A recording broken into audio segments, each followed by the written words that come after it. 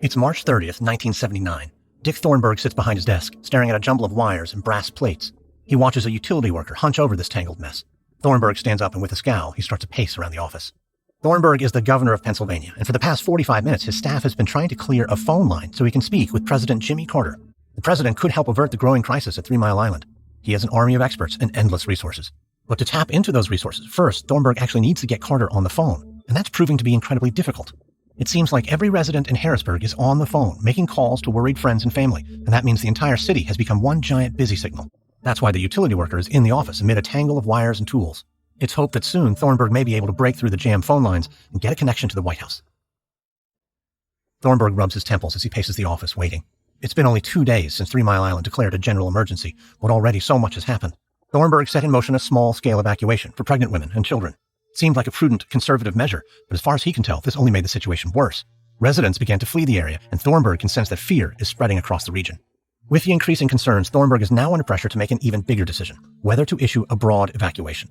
Thornburg knows that an evacuation order could profoundly impact the region. It's a heavy load that's been weighing on his soul, and that's why Thornburg desperately wants to get on the phone with the president. He needs assistance, and he needs it now.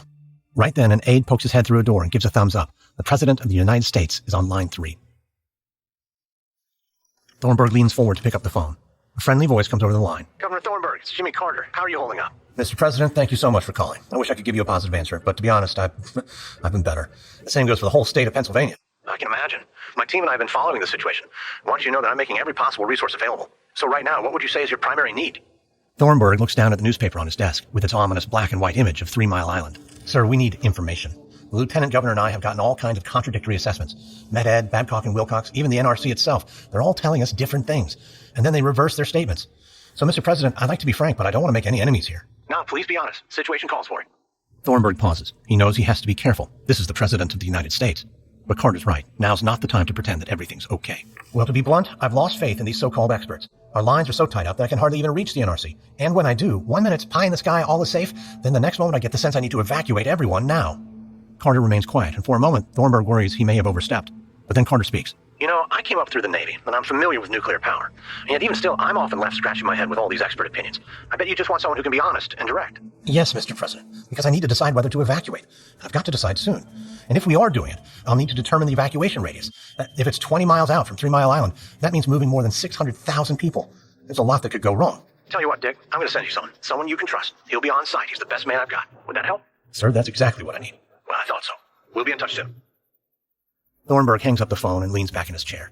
His heart is pounding in his chest. He finally realizes just how tense he's been, talking on the phone with the most powerful person in the world.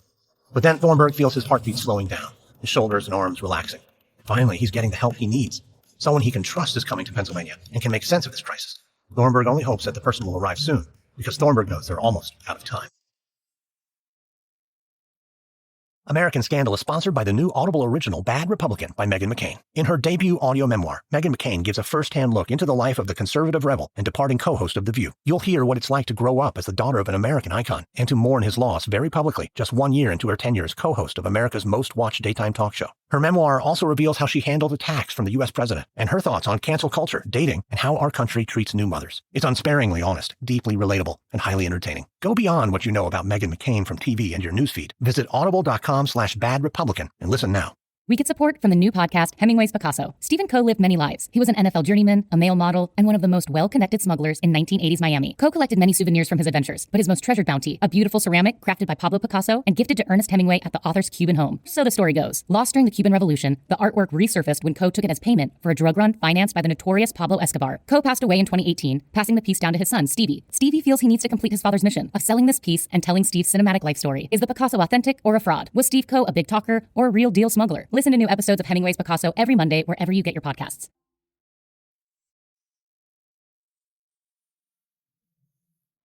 From Wondery, I'm Lindsey Graham, and this is American Scandal.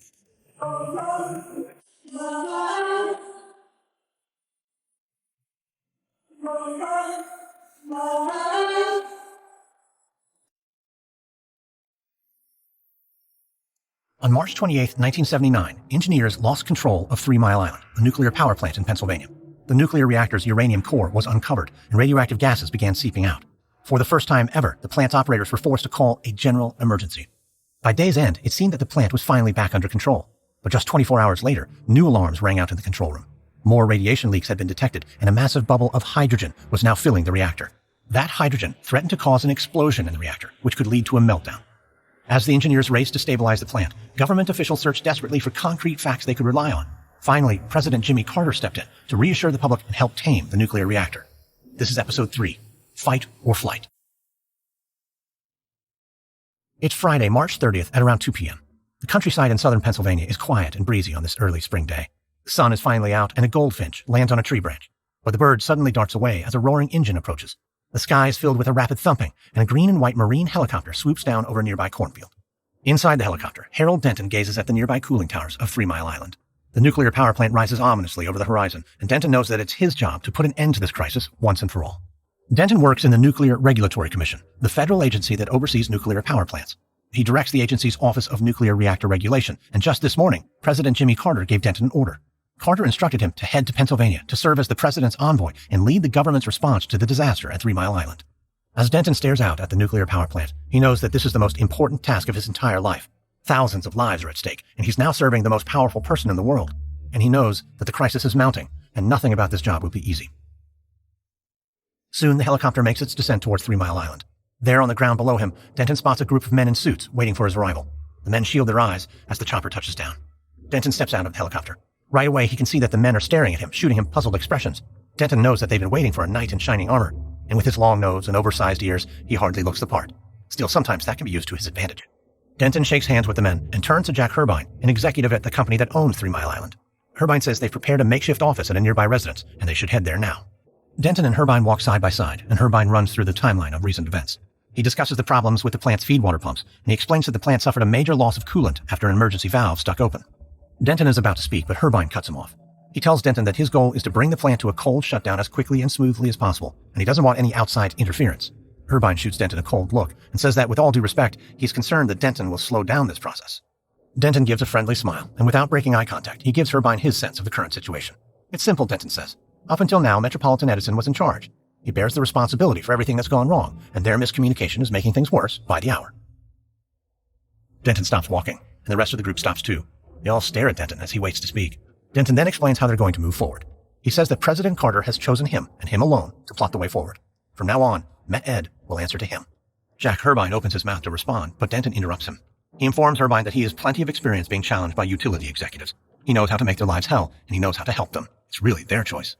Herbine is silent for a moment, his face frozen.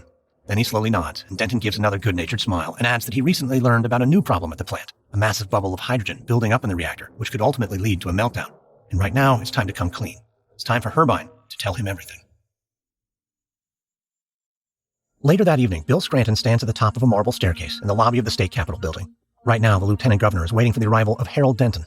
Denton is the expert who President Carter sent to Pennsylvania to help with all the decisions surrounding 3 Mile Island. Scranton is supposed to escort Denton to speak with the governor, but as he waits on the staircase, Scranton starts to lose his patience. It's been a long day. For hours, he and Governor Thornburg were on the phone with the state's mayors. The two sides went back and forth as they ironed out the details of a potential evacuation. But those weren't the only calls Scranton had to take. He's also been going in circles with the people at 3 Mile Island and trying to get reliable updates. It's felt like a nightmare. Every time 3 Mile Island changes its status, Scranton has yet another round of discussions with the mayors. Harold Denton is supposed to be some kind of savior, a hero who will put an end to this crisis. But Scranton snorts. He doubts any one person can save the day at 3 Mile Island. Though tonight he does want to get a read on Denton and see whether he is a reliable source. A moment later, Scranton gets his first opportunity as a man in a rumpled brown suit comes trudging up the stairs, waving. Hello. Just when you think you're coming up in the world, the universe humbles you by making you climb stairs. Wow, those are something. Anyway, hi, I'm Harold Denton. Denton holds out his hand. Scranton raises an eyebrow and stares. This is Carter's envoy, he thinks? He doesn't look much like a savior or like a worn-down bureaucrat. But Scranton tries to set aside his first impression and reaches out for a handshake. Mr. Denton, Bill Scranton, Lieutenant Governor. Mr. Scranton, you are an unlucky man. You've been in office, what, just a little over 3 months? You wasted no time in getting a doozy on your hands. Yeah, that's very true. And before we speak to the governor about this doozy, would you mind if you and I chat for a moment? I'd like to make my own assessment of the facts. Denton smiles. I bet you want to see just how full of hot air I am. Yeah, that's absolutely fine. You know, I've also spoken to Med-Ed and to Babcock and Wilcox as well. And I get it. You've been hearing nothing but mixed messages. I think I can help you sort them out. Good. Well, shall we? Scranton leads the way as the two walk through an empty hallway. Denton gazes across the marble columns and golden surfaces. Then he turns back to Scranton with a look of intense focus. So, Mr. Scranton, I've got good news and bad news. The good news first. Metropolitan Edison finally pulled its head out of the clouds. They're now taking the situation very seriously, and they're giving us control over announcements to the press. So that's the good news. But the bad news is that the situation at the plant remains serious. Tell me what serious means. Preferably in simple English, please. Well, to start with, the reactor's core was uncovered. It was part mechanical failure, part human error. The damage is significant. A portion of the core, we're not sure how much yet, has melted and remains very, very hot. Our priority is to bring that heat down as quickly as possible so that we can safely contain the plant. Okay, so what's stopping you? Well, here's the challenge. There's a bubble within the reactor that's made of hydrogen, and it's blocking our ability to pump coolant into the core. We can't inject anything so long as it's filling up airspace in the reactor. Scranton furrows his eyebrows. Hydrogen, that's explosive, right? Yes, theoretically hydrogen is explosive if enough oxygen is present, but right now that's not the case. Even if it were, the explosion would be contained within the reactor vessel. It wouldn't be like a bomb, but it could still cause the core to uncover, superheat, and go into meltdown. Well, that sounds like we need to start an evacuation. And the only question then is, how big of an evacuation are we talking about? Denton shakes his head. No, you don't need to evacuate. The bubble is a challenge for sure, but it's a solvable one. Look, there isn't enough oxygen in that vessel, not enough for the hydrogen to be explosive, and there won't be for many, many days. Right now, here's what we gotta do. We need to minimize the rumors and the panic, not amplify them. At the same time, we'll fix this hydrogen problem. It's not going to kill us, I promise you. Denton smiles, and for what feels like the first time in the last 2 days, Scranton feels completely at ease. He trusts this man. He has a gut feeling that Denton is honest, and more important, that he's right. Everything at 3 Mile Island is under control. So Scranton claps Denton on the shoulder and leads him towards the governor's office. He's happy to have found this beacon in the midst of such a fierce storm. He just hopes that this time his trust is well placed. It's early Saturday morning on March 31st in Bethesda, Maryland. A young man hurries along a brightly lit hallway at the Nuclear Regulatory Commission. His beard is ragged and his eyes are bloodshot. Anyone who walks by him can tell he's been up all night, again. The man is named Roger Mattson, and right now he's rushing as fast as he can back to his office. He needs to get to his phone and make a call that could save lives. Mattson is a systems safety director with the NRC. Though he looks disheveled, Mattson has a reputation as a brilliant engineer. He's known for his tireless work ethic, and that's partly why he was assigned to consider a staggering problem. The chair of the NRC has asked him to figure out how quickly oxygen is increasing inside 3 Mile Island. Not only that, Mattson was also asked to determine the risk of a hydrogen explosion in the nuclear reactor. Since being given the task, Mattson has been working nonstop. He's been poring over data and making calls to physicists and labs, and the prognosis doesn't look good. He just got off the phone with several advisors, and as he feared, these experts believe that oxygen levels in the plant are increasing rapidly.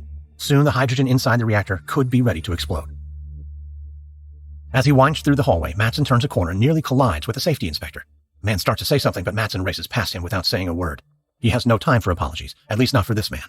The truth is, Mattson blames himself in large part for what happened at 3 Mile Island. He oversaw nuclear safety regulations, and that means to Mattson, the crisis at 3 Mile Island is his fault, and now it's his responsibility to fix it.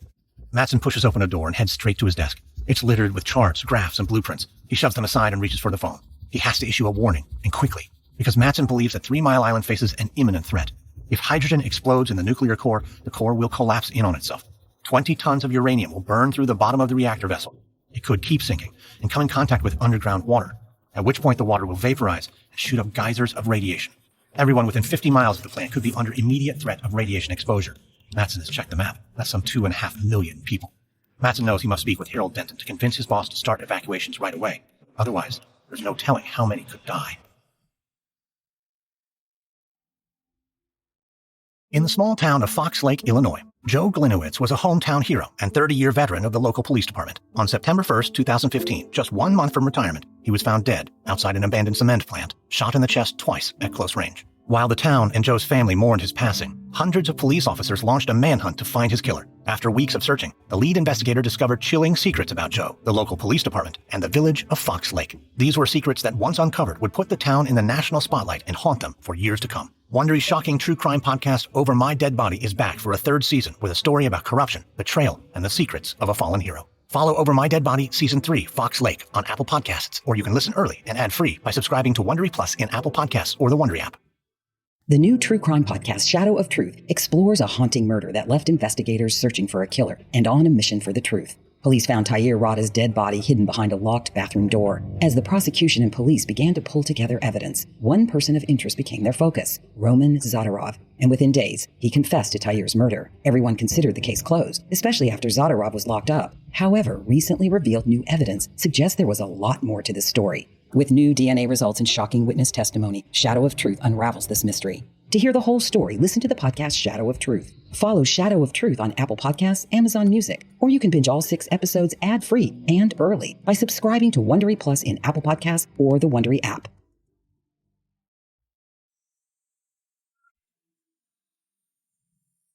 It's midday on March 31st, 1979. Harold Denton pours a glass of iced tea and makes his way into the dining room of his makeshift headquarters. Here he finds his team of engineers, all sitting around a long table in shirt sleeves and ties. The group is silent. They're studying the designs for 3 Mile Island and trying to figure out what kind of threat the nuclear power plant may currently face. Denton sits down beside them and reviews a diagram of the reactor's core. Denton is an expert in nuclear energy and runs an office in the Nuclear Regulatory Commission. That's the federal agency that oversees nuclear power plants. Still, no matter how much of an expert he may be, Denton needs to learn 3 Mile Island inside out, because soon he's expecting a call from Pennsylvania's governor, Dick Thornburg. Thornburg is relying on him to give sound advice that the governor is depending upon as he decides whether to evacuate large portions of Pennsylvania. Without a doubt, Thornburg is still getting conflicting messages about the power plant. Some say it's an imminent hazard that could wreak havoc on the public's health for hundreds of miles. But right now, Denton knows that cooler heads must prevail, and that he needs to be a voice of reason. A moment later, a phone rings. Denton crosses into the empty living room to answer it. Hello, this is Harold Denton. Denton, it's Dick Thornburg. Afternoon, Governor. I wanted to give you some positive updates. And I wanted to go over some brand new concerns that I have. Let me guess. You were just getting an earful from Roger Mattson in Bethesda. There's a pause as Thornburg weighs his words. Yes. Actually, I just got off a call with him. Mattson seems to think that we should evacuate everyone within 20 miles of the plant, and that this should have happened 2 days ago. Yeah, understatement is not one of Roger's vices. And what's your thought on this? Mattson believes the reactor is a ticking time bomb. He says it could put us in a catastrophic situation. Denton takes a sip of iced tea and looks out the window. Outside, the large cooling towers of 3 Mile Island loom over the skyline. Sir, Roger Mattson is one of my top technical advisors. I've heard his report. It's sober listening, to be sure. And while he's an excellent engineer, he's 100 miles south of us in Bethesda. I don't believe he has the full understanding of the situation. Well, so who does? We can't delay this anymore. We need to make a decision. Well, Governor Thornburg, I have far greater trust in a man named Victor Stello. He's my technical advisor on site, and he has a different take on the situation. Your man there doesn't think 3 Miles reactor is going to face some sort of explosion? No, he doesn't. According to his calculations, there isn't enough oxygen in the reactor. There's no significant threat from that hydrogen bubble. In the silence that follows, Denton can hear the crackle of the phone line. I want you to be perfectly clear. You believe this situation is under control, because you understand the consequences, right, if we get this wrong? Yes, of course I do.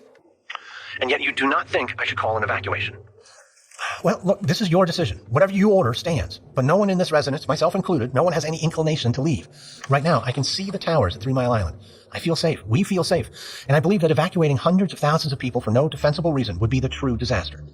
Thornburg sighs, and then his voice grows steely with resolve. Very good, Harold. Thank you for your candor. I'll be in touch shortly. Denton hangs up the phone. He leans back in his chair and stares out the window at the enormous towers of 3 Mile Island. This power plant has caused a panic unlike any this region has ever seen. Families have fled. Residents worried they're being poisoned. Denton knows that if he's wrong, the consequences couldn't be greater. But he believes he's doing right by the governor, by the people of Pennsylvania. Still, though, he wants to be absolutely positive. And so Denton stands and returns to the dining room table. He'll review the numbers with Stello one more time. At around 11 o'clock that night, Lieutenant Governor Bill Scranton walks toward the press room inside the Pennsylvania State Capitol. As he enters the room, he finds it filled beyond capacity with TV crews and journalists. And now, the reporters aren't just from New York and D.C. Even the major dailies in Europe and Asia have sent reporters here. If it wasn't clear already, all eyes are on Harrisburg and 3 Mile Island. Scranton makes his way through the crowd, and the tension in the room feels thick. Residents and reporters want to know whether Governor Thornburg is going to call for a full evacuation. Of course, many residents aren't waiting on the official word. More than 100,000 of them have voluntarily left the area already, fleeing to hotel rooms and makeshift shelters. Scranton knows they have a right to feel scared. 3 Mile Island continues to loom as a menacing threat. And it doesn't help that just a few hours earlier, a news outlet reported that inside 3 Mile Island, a bubble of hydrogen is close to exploding. A moment later, Scranton steps to the dais and takes a position behind the governor. The two men wait for the chatter in the room to die down. Thornburg begins the press conference and says he appreciates the frustration that everyone's feeling. The media and the public have been on a roller coaster, getting one piece of contradictory information after the next. Thornburg pauses and steadies his voice. Then he announces that he has a definitive update. 3 Mile Island is not at risk. It's currently being shut down safely, and that's why he will not be calling for an evacuation. There are several murmurs and low gasps, but Thornburg presses on. He says that he has the utmost trust in Harold Denton. Denton is a nuclear expert and President Carter's envoy to the area. In a moment, Denton will answer their questions, but first Thornburg says he has one more important piece of news. Tomorrow, President Carter himself will be visiting 3 Mile Island. Standing on the side of the dais, Scranton can immediately feel a shift in the room. The reporters suddenly seem to be at ease. And for Scranton, it makes sense why. If Carter is coming, then 3 Mile Island must truly be safe. Scranton is confident that Carter's presence will calm the residents, too. Still, with all the back and forths, Scranton can't help but remain unsettled. Harold Denton could be wrong. The crisis at 3 Mile Island could be far from over. And if something happens to the president, the country could face an even greater crisis. It's late morning on April 1st, and now 4 days since the crisis began to unfold at 3 Mile Island. Harold Denton walks across an empty tarmac at the Harrisburg International Airport. He shades his eyes and looks out toward the horizon. So far, there's no sign of the presidential helicopter, but Jimmy Carter should be arriving soon. For Denton, this is one of the most important moments in his work here so far, even if it is just symbolic. His job today is to join the president and the first lady on a tour of 3 Mile Island. Together, they'll head into the belly of the beast and show the nation that it's really no monster after all. Denton believes that the nuclear power plant is safe, that there is no need to evacuate the public, and that this nightmare will soon be behind them. He's going to relay this message to President Carter, and together they'll take a crucial step in restoring the public's calm and preventing any more panic. Denton hears a whining engine approaching. But when he turns and looks for the helicopter, he's surprised to find something else entirely. A green Saab comes racing through a distant gate and heading toward the tarmac at high speed. Denton feels himself tense up. Right now, he's surrounded by police and Secret Service agents. Nearby are the governor and the lieutenant governor. The car tire squeals as it races toward them. Denton closes his eyes. He fears something terrible and violent is about to happen. The Secret Service agents shout. Their hands go to their holsters. Just then, the Saab screeches to a halt. A man with wild eyes and a ragged beard jumps out. Denton can't believe his eyes. It's his technical advisor, Roger Mattson. Denton shouts to the Secret Service agents and tells them to stand down. Everything is fine. But judging by the look on Mattson's face, suddenly Denton isn't so sure. Mattson doesn't even close the door to his car. He simply charges up to Denton and begins speaking at a rapid clip. Mattson says that Denton's other advisor, Victor Stello, is wrong. His calculations are off. The hydrogen in the nuclear reactor is explosive. They have to take action now. They have to send orders to the president to turn around, to head back to D.C., and they must begin to evacuate residents. Denton feels his skin crawling. He turns to look at Stello, who stands nearby, his face turning a crimson red. Before Denton can speak, Stello begins to shout. He accuses Mattson of being an alarmist and says it's people like Mattson who are causing panic. The two continue to trade insults, and Denton glances toward the governor and the lieutenant governor. Both are staring open-mouthed at the scene. Denton can see their confidence evaporating.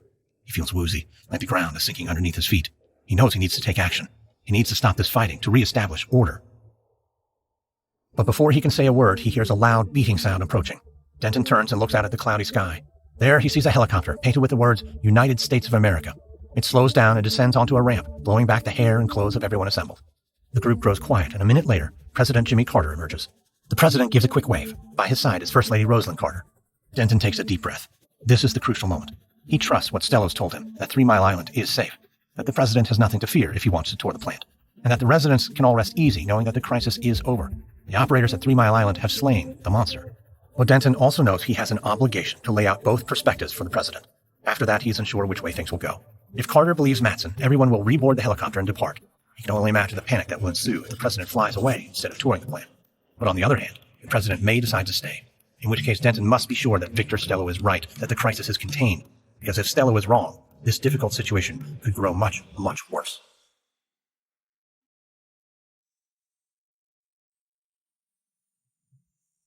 It's Sunday, April 1st, 1979. Gray clouds hang over Middletown, Pennsylvania. By the side of River Road, Mike Pintek stands waiting, a notebook in hand. He's tired, but he's not ready to go home and rest. Not yet. Because right now he has to report on a crucial event and share it with all his listeners. His reporting could lift their spirits and give them hope about the days to come. Pintek is the news director at WKBO, the local radio station. He recently aired an interview with dire warnings about the accident at 3 Mile Island. He heard firsthand how residents could be exposed to harmful radiation. Still, Pintek decided to stay in the area. He knew he had an obligation to stay, both as a journalist and a resident. And now, with officials saying the crisis is over, Pintek wants to make sure to document the event so residents can come together and celebrate. Pintek glances to his left. Other locals stand beside him, lining the route to 3 Mile Island. They're all hoping to catch a glimpse of the President of the United States. Pintek jots down a few notes for a later broadcast. Then he checks his watch. Presidential convoy's late. Jimmy Carter should have already passed by on his way to tour the nuclear facility. The delay is making Pintek nervous.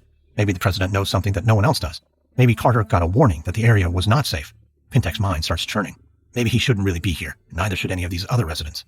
Pintek feels a stab of worry as he looks back at the crowd. He sees a woman in a housecoat holding an old dog in her arms. 2 construction workers stand nearby. Alongside them, a young couple waits silently, holding hands. Pintek can see that all of their faces are pale and worn. The anxiety of these past 4 days has taken its toll. A few minutes later, Pintek notices the construction workers starting to back away from the crowd. He checks his watch again.